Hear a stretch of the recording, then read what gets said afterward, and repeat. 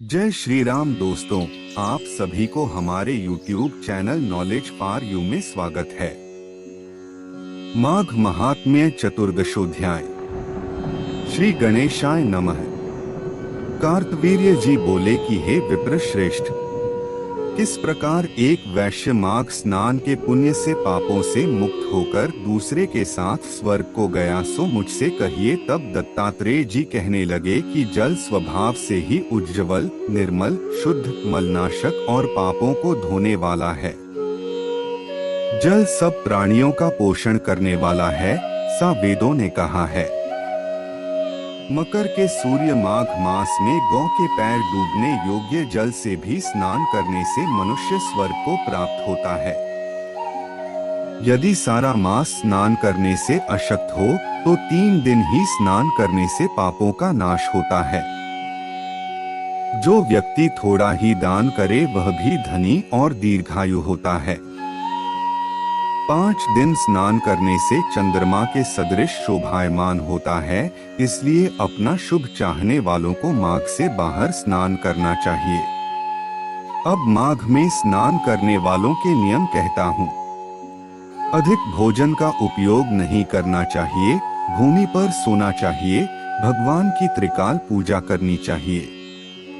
ईंधन, वस्त्र, कंबल, जूता, कुमकुम, घृत, तेल, कपास, रुई, वस्त्र तथा अन्न का दान करना चाहिए। दूसरे की अग्नि न तपे, ब्राह्मणों को भोजन कराए और उनको दक्षिणा दे तथा एकादशी के नियम से माघ स्नान का उद्यापन करे।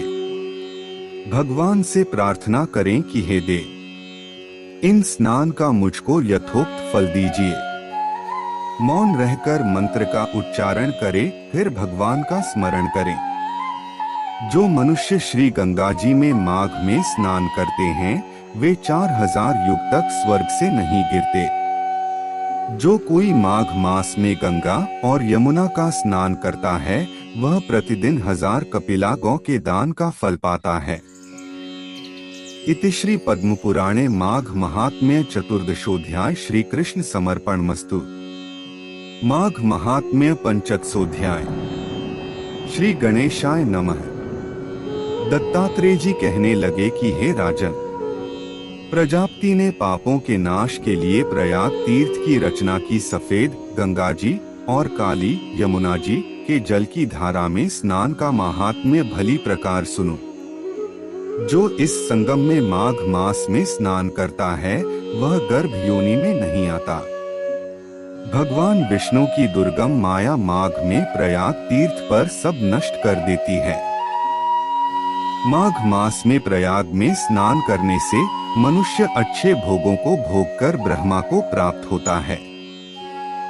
माघ मास तथा मकर के सूर्य में जो प्रयाग में स्नान करता है उसके पुण्यों की गिनती चित्रगुप्त भी नहीं कर सकता। 100 वर्ष तक निराहार रहकर जो पुण्य प्राप्त होता है वही फल माघ मास में 3 दिन प्रयाग में स्नान करने से होता है, जो फल 100 वर्ष तक योगाभ्यास करने से मिलता है।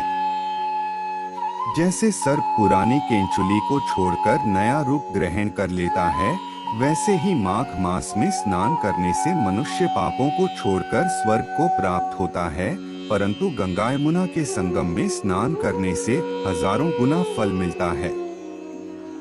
हे राजन, जिसको अमृत कहते हैं वह यह त्रिवेणी ही है।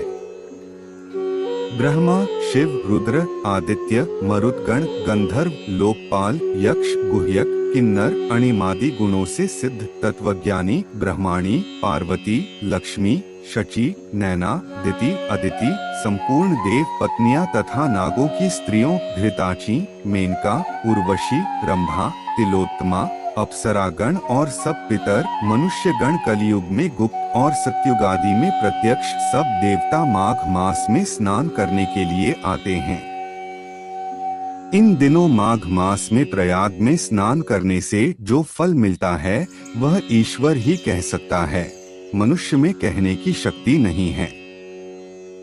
हजारों अश्वमेघ यज्ञ करने से भी यह फल प्राप्त नहीं होता। पूर्व समय में कांचन मालिनी ने इस स्नान का फल राक्षस को दिया था और इससे वह पापी मुक्त हो गया था। इति श्री पद्म पुराणे माघ महात्म्य पंचदशोऽध्याय श्री कृष्ण समर्पणमस्तु। आपको हमारा ये वीडियो कैसा लगा कमेंट्स कर जरूर बताएं। साथ में अपनी प्रियजनों के साथ भी ये वीडियो शेयर करें। ऐसे नई जानकारी के लिए हमेशा हमारे चैनल नॉलेज फॉर यू से जुड़े रहिए। फिर मिलेंगे हमारा अगला वीडियो में नई जानकारी के साथ। तब तक के लिए आज्ञा दे। नमस्कार।